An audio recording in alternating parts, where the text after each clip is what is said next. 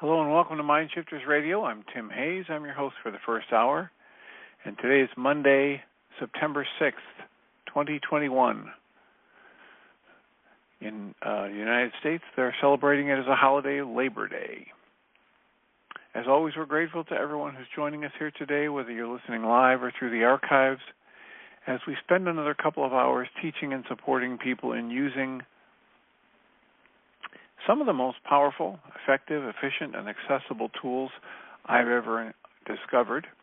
These tools are available absolutely free, WHYAGAIN.org, through the tireless efforts of Dr. Michael and Jeannie Ryce.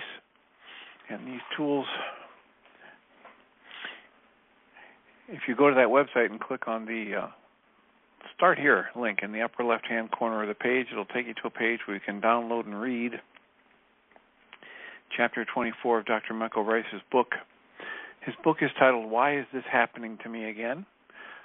And it's a narrative description in that chapter of the primary tool in this work. That tool is called the Reality Management Worksheet, sometimes called the Reality Management Wake-Up Sheet.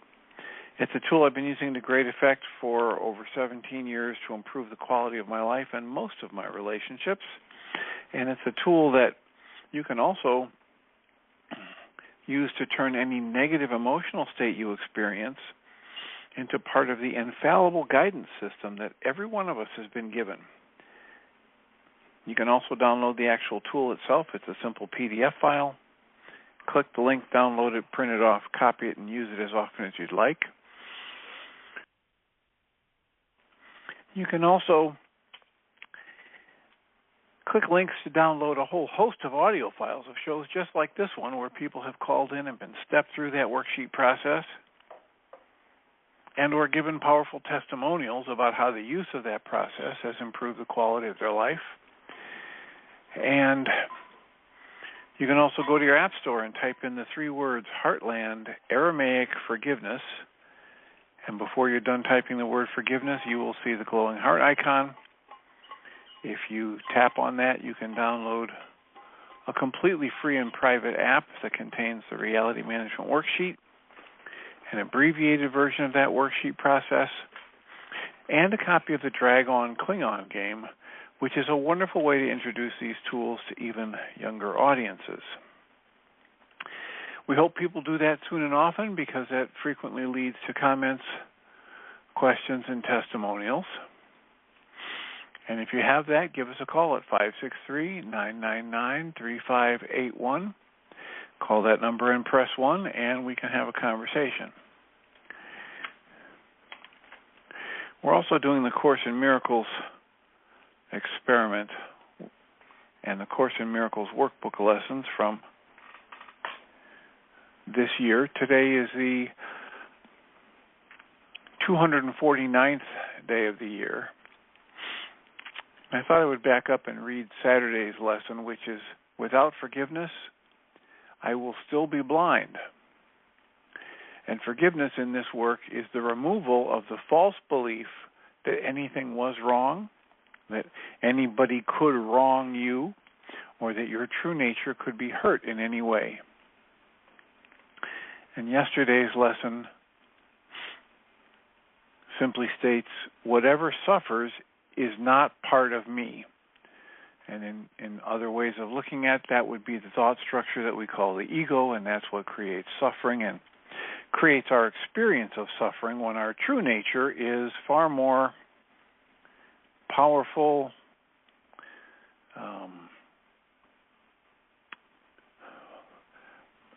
the words escape me. It is, our true nature is that which has awareness and cannot be hurt in any way.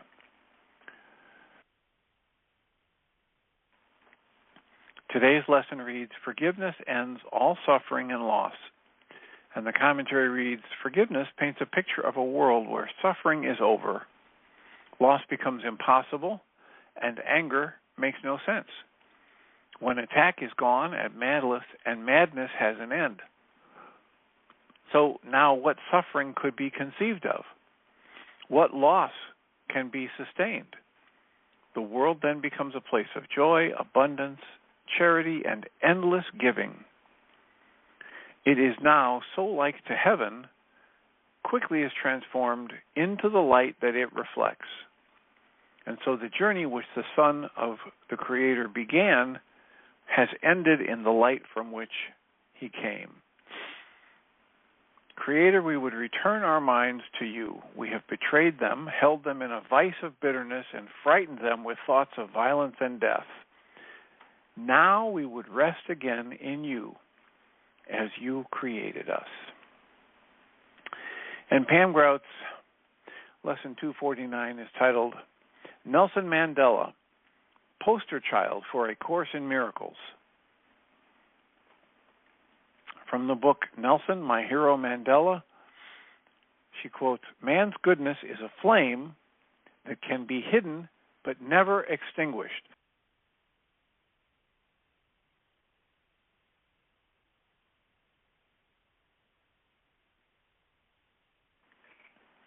A few years ago, Pam writes, when visiting Robben Island, a replica of Nelson Mandela's prison bracelet, engraved with 46664, the number he was assigned during his 27 years of prison. This bracelet that I wear nearly every day reminds me that no matter how it looks on the outside, there's always a greater story going on. I think of South Africa often when I get discouraged that things never change, or when I wonder what I, as one person from Kansas, can do to affect that change. It wasn't that long ago that ending apartheid in South Africa seemed impossible, much like it seems impossible to fix all of the rifts on our planet today. But during my lifetime, it went from impossible to possible almost overnight. Nelson Mandela probably didn't own the big blue doorstop. Reading material at Robben Island was verboten, but he understood Lesson 249. So the big blue doorstop is a code word for the Course in Miracles. Lesson 249 reads, forgiveness ends all suffering and loss. Nelson Mandela intuitively knew that if he spent his time in prison letting his anger fester, he would turn bitter and cold. That's why he befriended his white prison guards, showed kindness to those who mistreated him. He recognized the white guards were just as enslaved by the system as he was. And when he was finally released after 27 years of hard labor, he launched a forgiveness tribunal. He invited the very guards who abused him to his inauguration. Mandela's shining example reminds us that forgiveness changes everything. It also reminds us to never give up, never lose your sense of humor, never forget to dance. So, that's our Course in Miracles lesson for today, and the Course in Miracles experiment commentary from Pam Grout. And as usual, we have plenty of time to talk. What's on your mind this Labor Day? What would be a useful way, a productive way for us to be of service to you on this day? Our call-in number again is 563-999-3581. And when you press 1, if you call that, it puts a little question mark by your phone number, and I can announce you by your area code. So, what's on your mind? How could we support you today? I have been, as is my wont these days, doing a lot of reading between sessions. I'm pretty much finished with the book Emotion Code by Dr. Bradley Nelson, which is a book I highly recommend. I read it years ago, and it augmented some of my energy work healing modality. And then I drifted away from it because the neuroemotional technique, which is an almost identical technique that I use, is something I was already trained in and getting fabulous results with for anybody who's willing to participate. And of course, that word willing is a critical word in any healing. I must be willing to change. I must be willing to believe I can get better. I must be willing to let somebody help me. I must be willing to look at the parts of my mind that I have consciously or unconsciously chosen to turn away from, because it is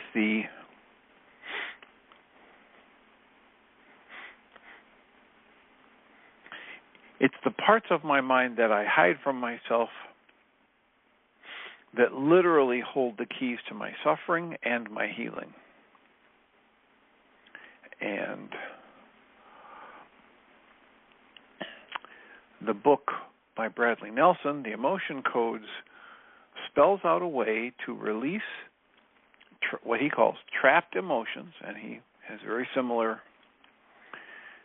idea of energy and emotions and the mental emotional processing, as does Dr. Michael Ryce and Guy Finley and Bruce Lipton and Greg Braden and the Byron Katie, etc. He just uses slightly different conceptualizations and terminology for this. And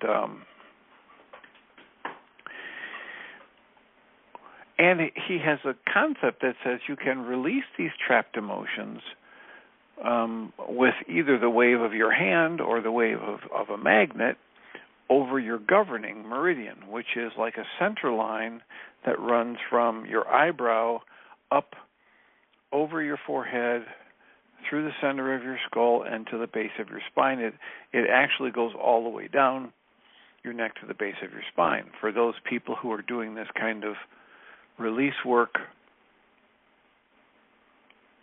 solo, they're doing it on themselves, they simply have to run their hand or their magnet from the eyebrow center line to the base of the skull 3 times, and that will release any emotion that's been trapped, that's been identified by the muscle testing in the process that he calls emotion code work. And it is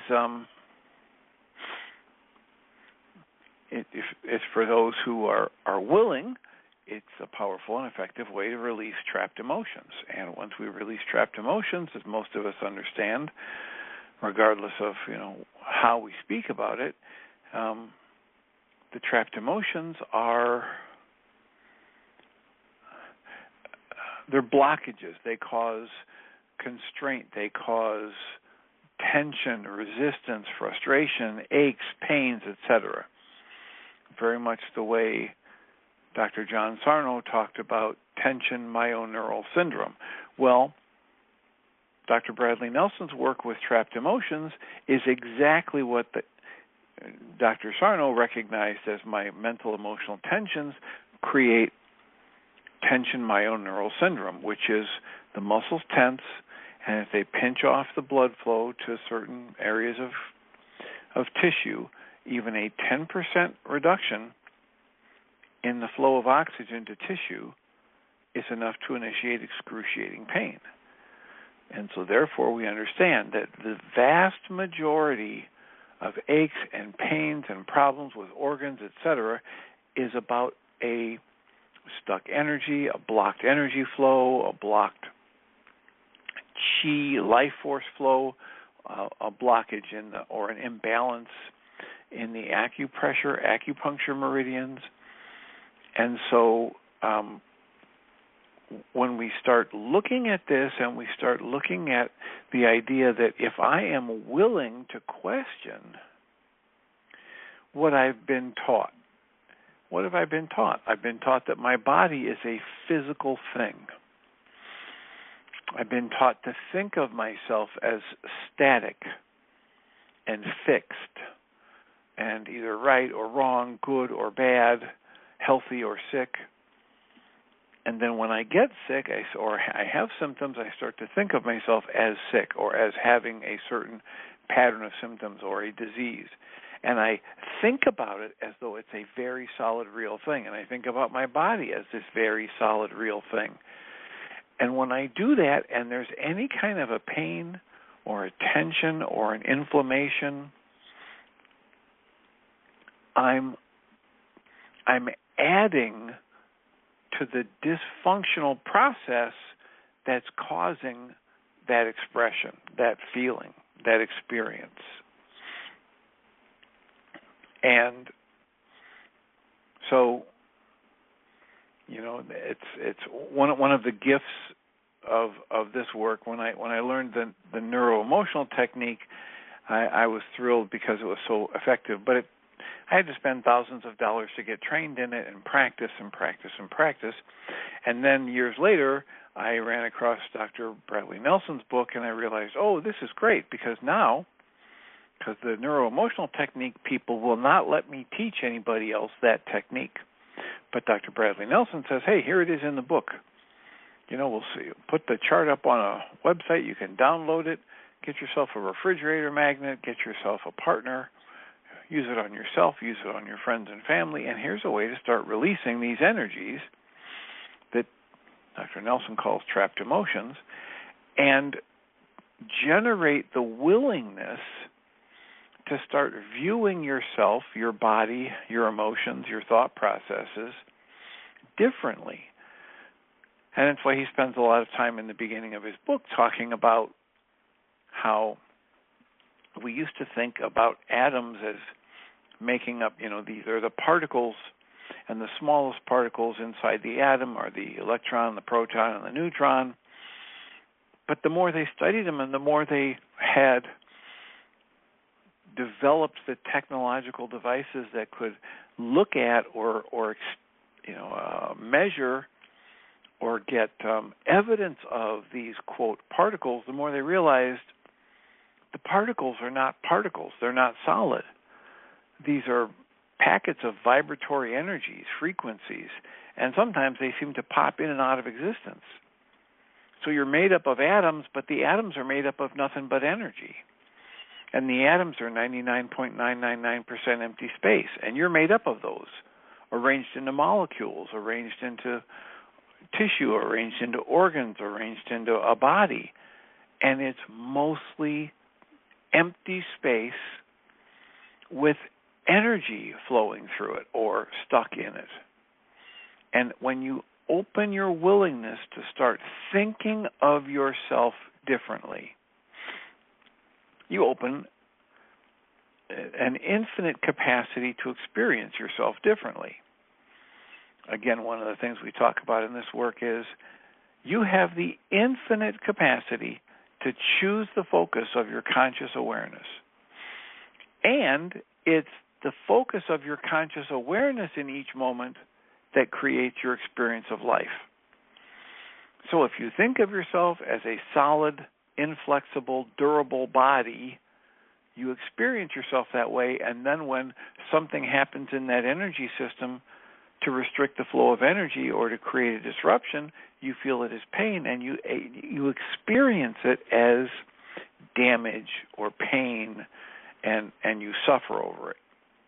When you begin to open up your experience to the idea that everything is energy, and it's just energy moving, and right now when I'm in pain, that means there's an energy that doesn't belong in the system, and I open myself to experiencing it as an energy flow and breathing differently and using tools, whether it's Reality Management Worksheet or Bradley Nelson's Emotion Code or the NET work, and I start experiencing my life differently because I'm thinking of it differently, then I open up an infinite capacity for change.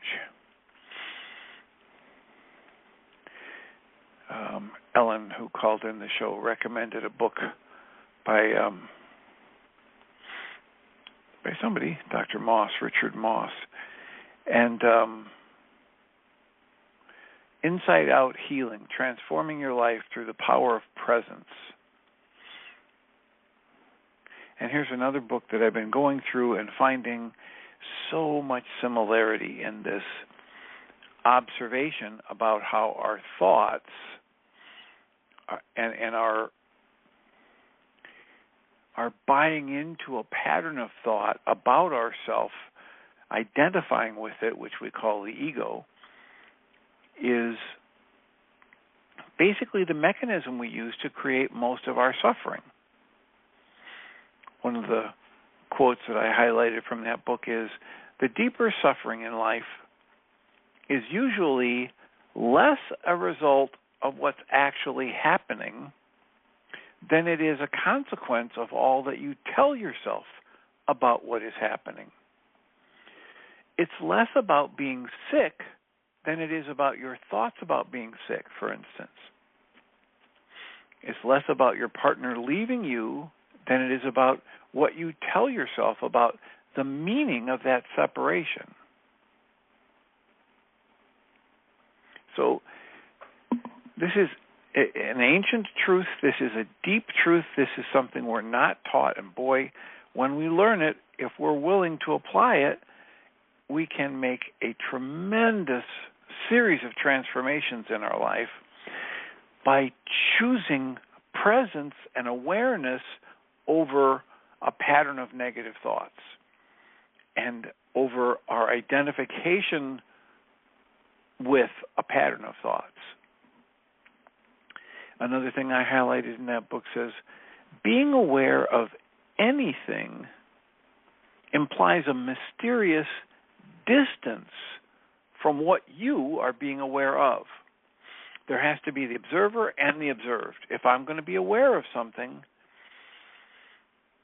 my culture teaches me to think I'm right in the middle of life and I'm fully aware. But I'm not when I think I'm watching that. This distance that you can become aware of that is occurring every time you separate yourself from what you're looking at means there's actually a potential for relationship with whatever you are aware of.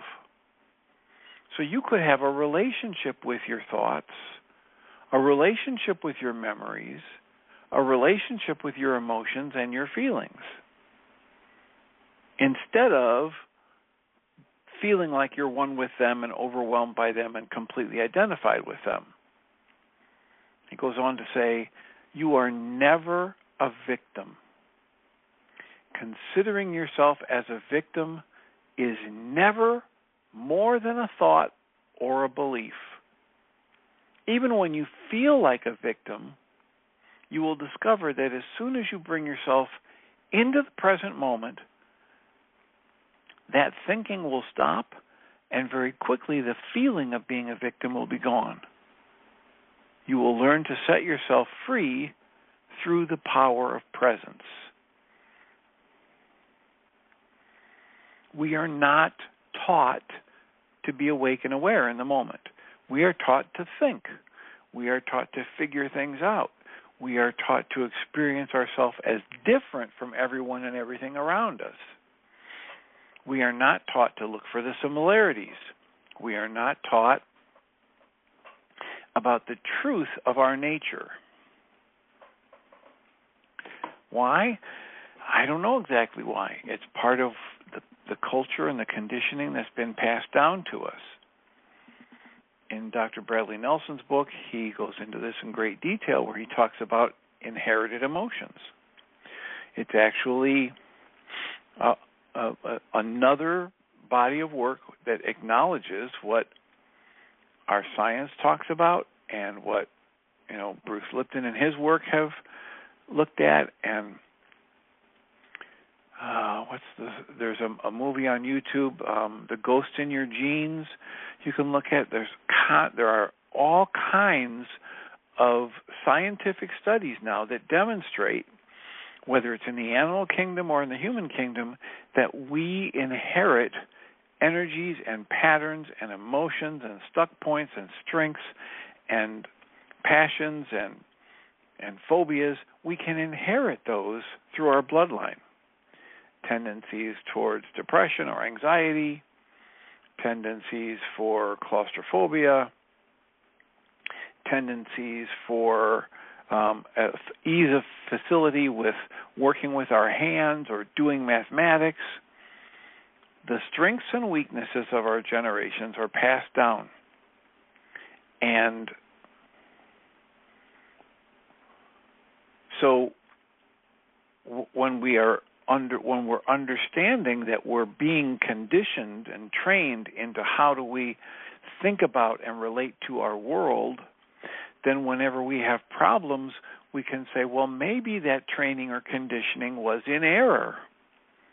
If we can just be willing, again that word willing, to open up and question everything we think we know, especially when there's a pain or a fear or a hurt or a sadness or a frustration or a guilt or a shame, especially when those negative emotions are active in our system, we can open up the potential for unlimited growth.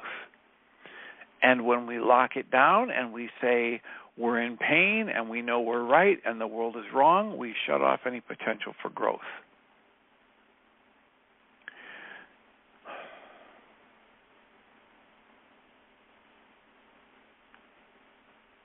So our call-in number is 563-999-3581.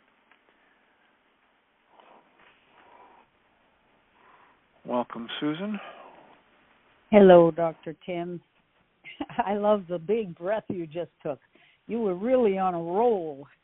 You're starting us up in such a way I feel as if you've lit a fire under several piles of brain material that need investigating here. One of them that comes right to mind is the contradiction or the tension between being gullible and being open and willing. I'll give you an example. I've spoken about this friend many times before, a very colorful healer friend of mine who calls me every once in a while and says, I'm calling you because you have 2 demons and 57 entities in your vicinity and I need to clear them for you. So I say to her, well, sure, go ahead. And she said, have you been feeling weird lately? And of course, then I think, of course I've been feeling weird lately. I don't know if there's ever any time in my life where I'm not feeling weird about something. So I think maybe she's right. Then I think, well, but if I think that, then I'm giving my power to all these other entities to be the cause of my misery, in other words, or my weirdness, or even just unease or whatever it is. In other words, I'm being a victim. And so I end up listening to her, trying to do what Guy Finley calls, and I love this, love being, one definition of love being effortless attention. So I'm breathing, I'm listening, I'm being with her, and I don't know anything. I don't know what to think or what to do with this information. I thank her. I hope I'm cleared of all the monsters. But so am I being gullible? I don't know. Am I digging 10 wells instead of just doing the Michael Ryce worksheets and using his tools? Well, when your friend calls you like that, and suggests that she clears all these demons for you, is she then suggesting that you perform multiple rituals several times a day to make sure they stay away, or is it requiring anything of you to let her have her belief system? In a way, yes. She says, have you been practicing clearing? When you get up in the morning, you should put their shit shields, excuse my language. She doesn't call them that, but she says, put up like a bell jar over yourself, and this will thwart any enemies. And I think, gosh, when I get up, I usually feel pretty good. So let's take a look at what Course in Miracles might say about that. Rather than having any other experts, what does Course in Miracles say about attack and vulnerability? That I am as God created me, and I'm safe and loved forever. And always. And then every time I get defensive, what do? I'm attacking. I create the attack, right? I create a thought of attack every time I become defensive. And the point of the Course in Miracles, it uses that word vulnerable and invulnerable, but the point of it is to tell us we are whole and complete and infinitely safe from our creation always. And that the thoughts about attack and defensiveness are always tied together.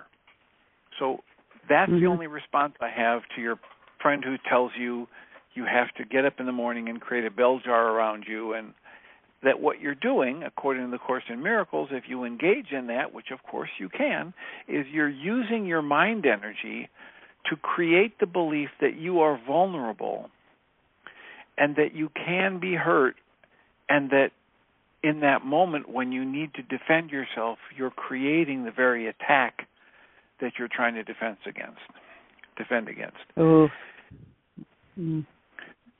Now, I see this as very different than, here's this book,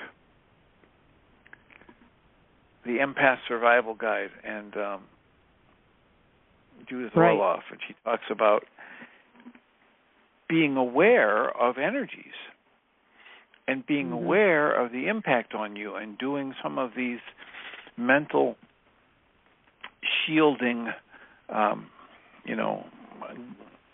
spilling off energies kinds of moves, being gentle with yourself and understanding that it's just energy and let it flow. And I see that as very different than thinking there are demons that are attacking me that I need to defend against. I'm glad you brought up that book, because I didn't make the distinction that you just made between her feeling as if she was vulnerable and under attack and had to, because of her super sensitivities and her empath nature, that she had to kind of shield herself. And you're saying something a little different. It's just different enough to make me want to pay attention to her book again. I sort of put her book, I read it, but then I thought, if I called myself an empath, I would be using that in a way that was not healthy. It would be a belief about myself. Yeah. Right, and that's just, it's not about beliefs, it's about experience, right? So she doesn't run around telling people, you are an empath, you have to do this and that. She says, if you experience things this way, then these things that we've learned to do might be useful for you. You can do them or not do them. If they're useful, do them. If they're not so useful, don't do them. That, to my eye and ear, is very different than somebody saying, we have demons out here and we need to defend against them and always be on alert, get up every day and put your wards up. And that's a very different thing. Yeah, and it goes on. I mean, not that I need to say this, but one part of what she says is that there are beings on other planets who really want power over us, and we are just slaves and puppets. A lot of really terrible thoughts.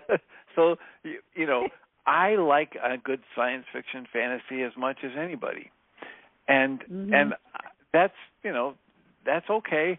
But when I turn it into a reality, now I'm creating, this is just, so everything we're talking about with all this work, I create my experience of life by what I choose to focus my conscious awareness upon.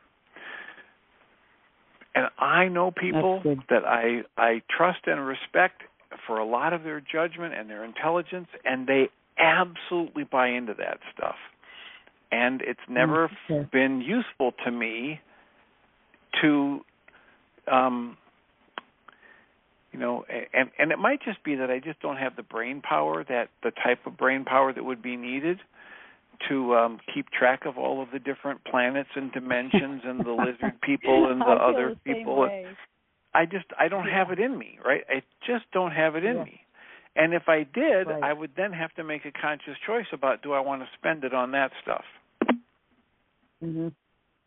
That's good. So, yeah. So, Occam's razor, the concept of, the simplest possible solution that explains the phenomenon is probably the best. That's where I would go with that. And it's completely understandable in my experience.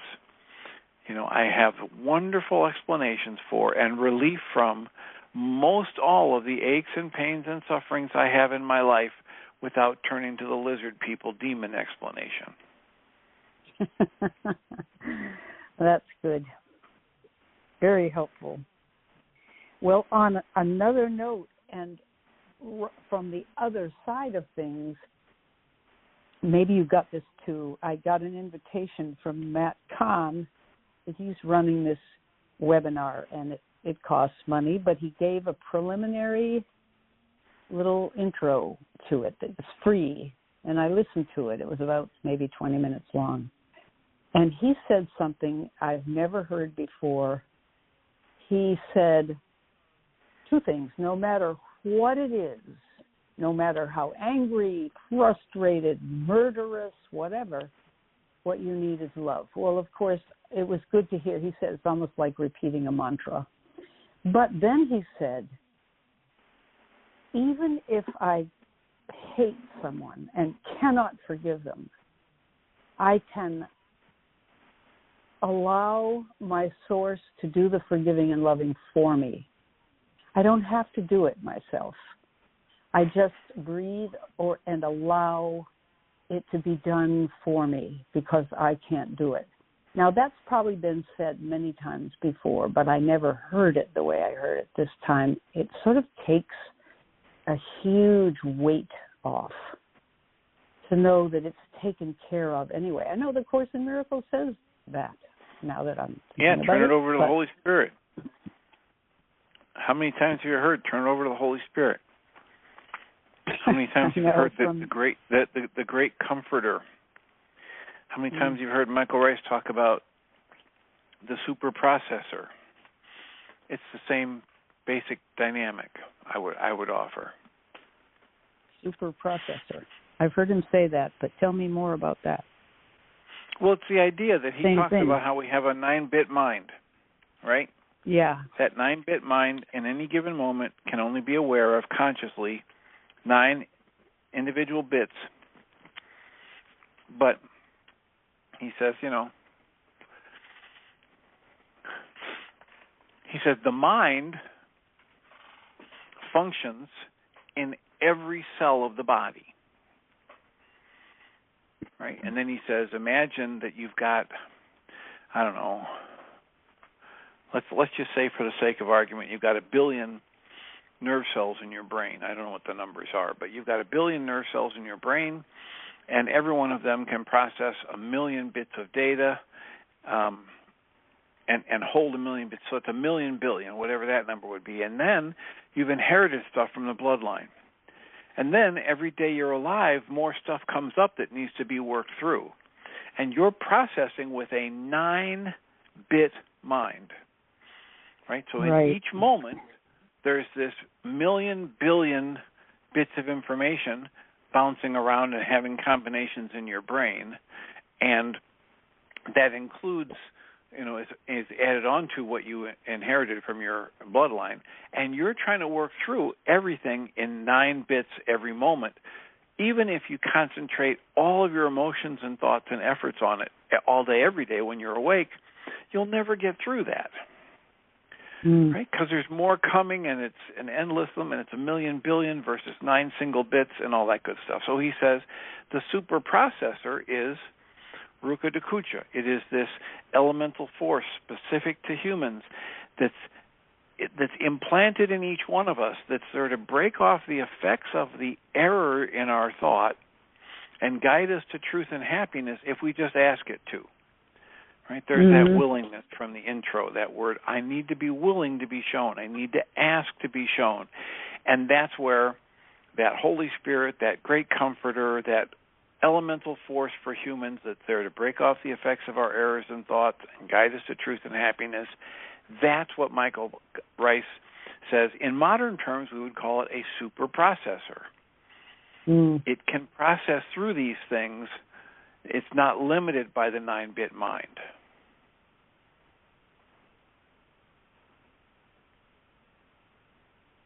So you can't do it alone.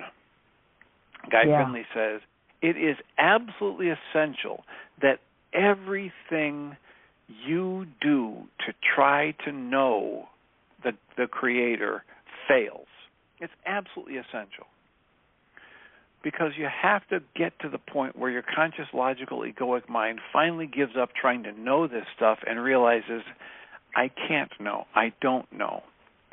And that's when this higher force, whether it's Ruka Dakucha, the Holy Spirit, your unconscious, God, his or herself, whatever you want to call it, steps in and makes the connection for you.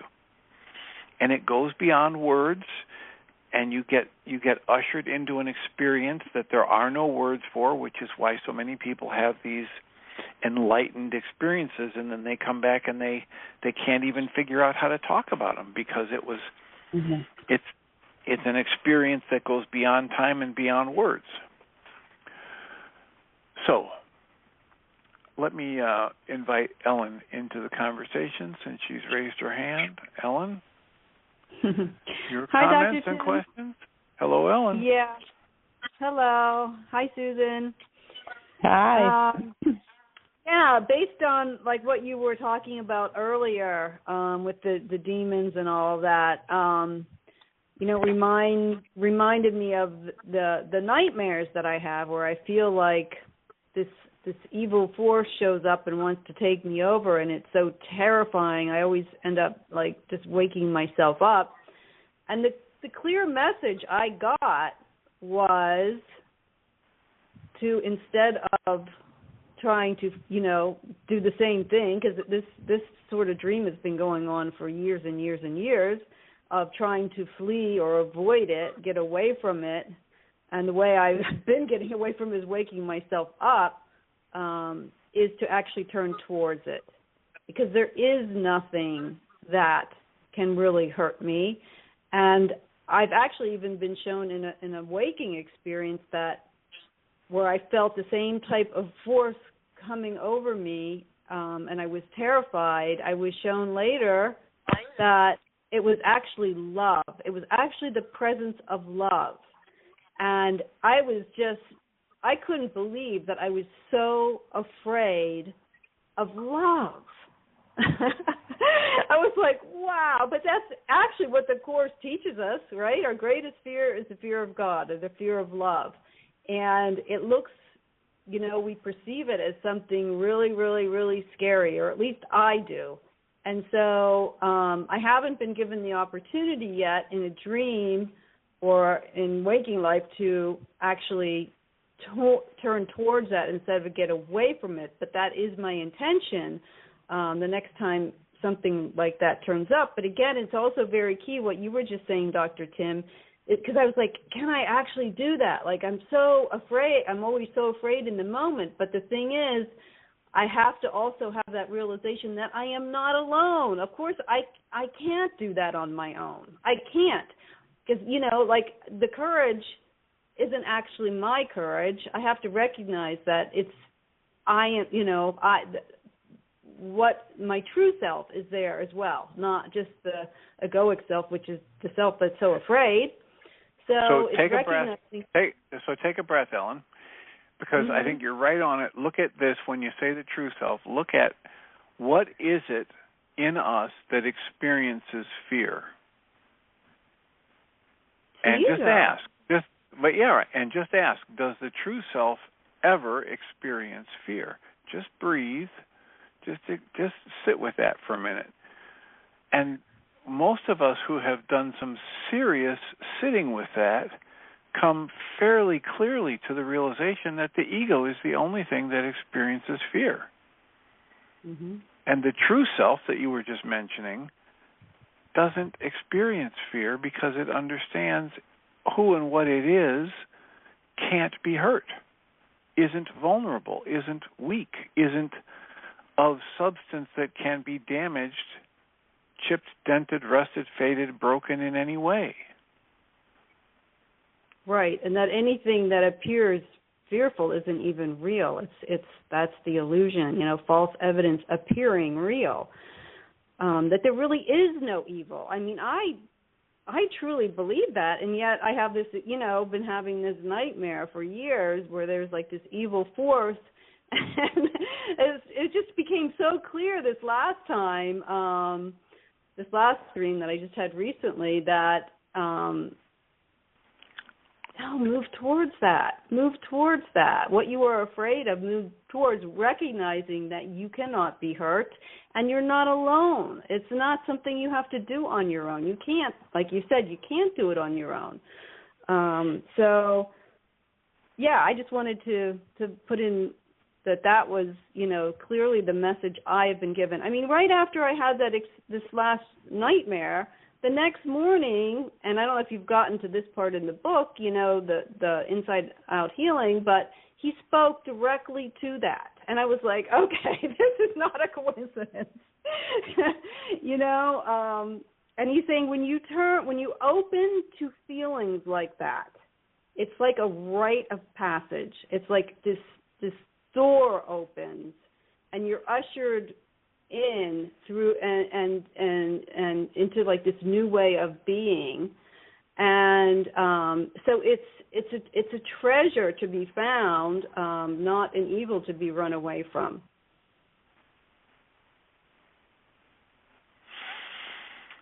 All right. Probably true. Probably more true than we will realize until we go through the experience ourselves. Exactly. So I'm thinking of my friend who's telling me about the entities and the demons and the aliens who are doing. And this is just a practical thing. I have never shut her down.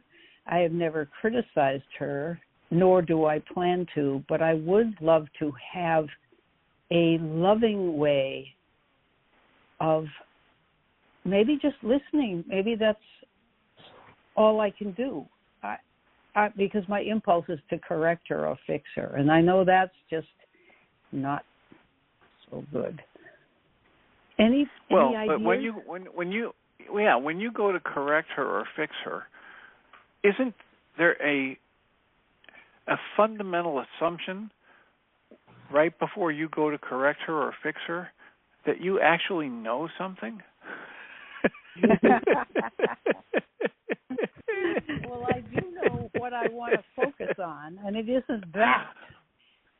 So okay, but that's not correcting her or fixing her, right? To choose what you prefer to focus on is not about a correction for her.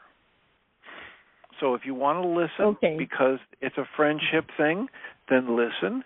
And if you want to stop listening and you want to be gentle about it, you just say, this isn't resonating for me, and so I'm going to, request that we talk about other things. But that's not correcting her and fixing her. That's not telling her she's wrong. That's just telling her about your personal preference. That's good, because I've just resorted to exclamations like, wow, and holy mackerel. Because I don't know what to say. But I love this woman, and we don't talk that much, but whenever we do, she's like a psychic drama queen. I mean, everything is so dramatic, and I get pooped. So anyway, that's very helpful. Oh, yeah. Well, just remember, if you're going to go correct anybody or fix anybody, you first have to have had that kind of silly thought that you actually know something. I like that very much. And all these great spiritual teachings are telling us we don't know anything. The Course in Miracles, the Way of Mastery, has exercises in it that say, just spend 15 minutes every day picking things up and realizing I don't know where this thing came from, how it got here, what it truly is, what it's for. I don't know what my brother or sister needs in this moment. I don't know when they were created. I don't know when I was created. As an exercise to just get outside the egoic struggle of knowing it all. That's good.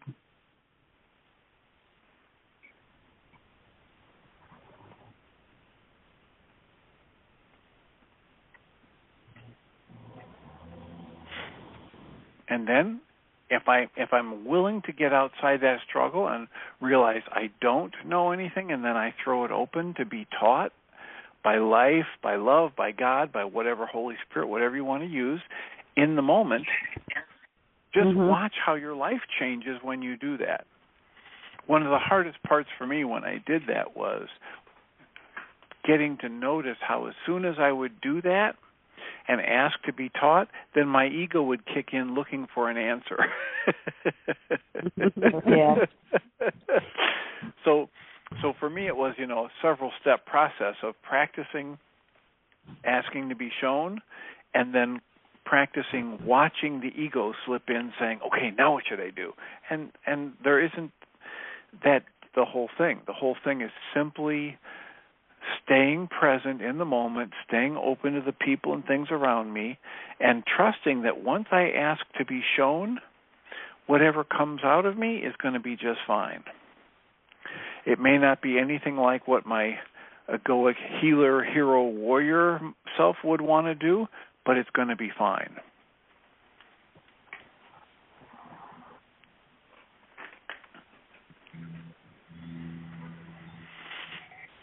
Yeah, and would you recommend too, just because I know I get in these situations a lot where I feel like something needs to be done, but I don't know what to do. So, and it's a very difficult feeling. Well, that's a label. It's just a feeling that's uncomfortable. It's an intense feeling. It's an intense feeling. Intense. But I think, what we want to do whenever we have a feeling like that, right, is make it stop. But if we could just allow ourselves to be with it, again, I think it's the same thing as turning towards the fear, turning towards this other uncomfortable feeling, and just allowing it to be, and see what comes. Again, it's being present. It's being present with whatever is arising. Well, and to my way of thinking and including all of this is to say, when I say something's got to be done and this is all wrong, it's the realization that I'm judging, and that if I don't have that calm, focused, compassionate essence of action flowing from me, if I'm in tension, if I'm in frustration, I'm probably still operating from the ego that thinks it knows what the heck's going on. And if I ask to be shown and trust the result and breathe into it and soften until action flows from me in that effortless way, I get far better results.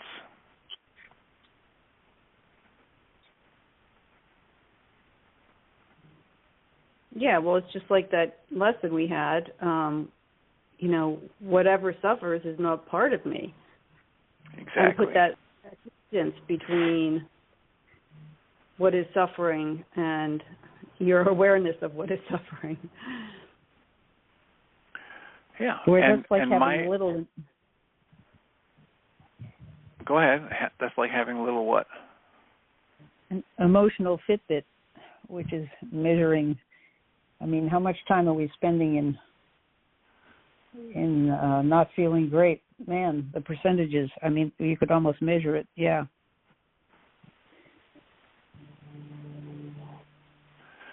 So, when I ask to be shown and my ego is in place waiting for the answer, it wants to know what to do and that it's going to be right and that other people are wrong.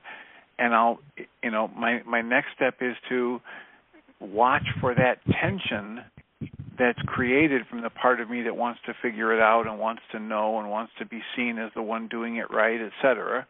And I just drop that tension and settle into the realization that when it's true insight and intuition, I'm going to feel this calm, centered knowing, and my actions will flow from that. And things just, they go so much better when I let that happen.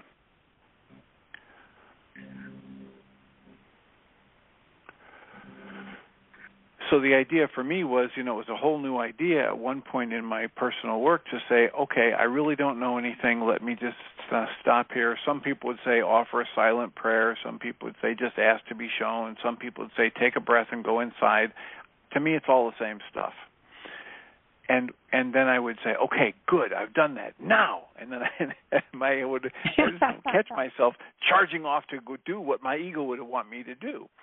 And it wouldn't go so well. And then the next step was for me to learn that it was really important to just watch that tendency for the ego to jump in and say, okay, you asked, and now what's the answer? And just settle back. Just, watch the ego and the tension and the resistance and let my actions flow from whatever presents itself in the moment when I'm actually in what, Richard Moss would call presence, when I'm in awareness, when I'm in the moment and awake. Yeah, because there's a world of difference between being in direct contact with whatever is going on, right? Feeling, an experience, and